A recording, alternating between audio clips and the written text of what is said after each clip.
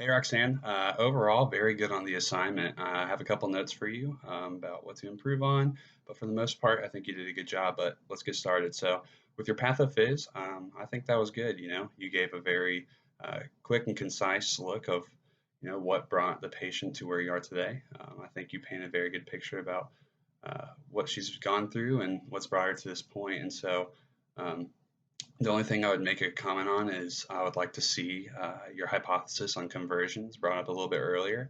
Whenever I heard it at the end, I kind of, wanted to rewatch the video to, start tying in possible conversions to everything else that you address. And so I know with like a person-to-person talk through, you can't rewind. So, I just like to see that a little bit earlier, but I didn't think that was worth taking off points.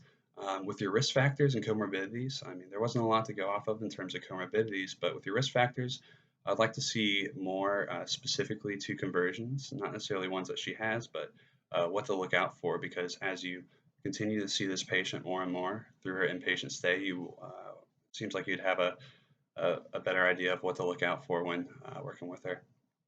In terms of pharmacology, um, I like how you circled back and tied in those medications to your yellow and red flags. I mean, you're very thorough about each medication and how that would uh, how that would alter your patient's condition as she's under your care. So, good job with that and tying it into the yellow and red flags. With the lab values and imaging, I thought you're very thorough with that, and you seemed very informed about what each one was and why they did it and what those results meant.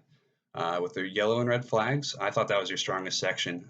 You covered all the areas. I really tried to look for some concerns that you maybe didn't cover, and I couldn't find any. So I just know if you were actually seeing this patient in real life, you'd have all the bases covered. So good job with that. With the personal and contextual factors, I thought this was also another area where you really shined. You took a really holistic approach at looking at everything about the patient from their actual condition, what they're presenting with, but all the way to the psychosocial factors and their context and um, what they're going on through life and how that is affecting them currently. So I think that was just an area that you did a really good job on. With the exam, your priority was good. Yeah, I just like your priority, and I think you covered the affected systems. The only thing I would like to see there is maybe include a cardiopulmonary screen because I know they have a history of that respiratory infection, and so although the vital signs that she was experiencing were all within normal limits, you did mention that some of them were edging towards the limits of no longer being within normal limits. So just a quick screen to make sure everything's okay there, and making sure there's no more involvement, just to be safe.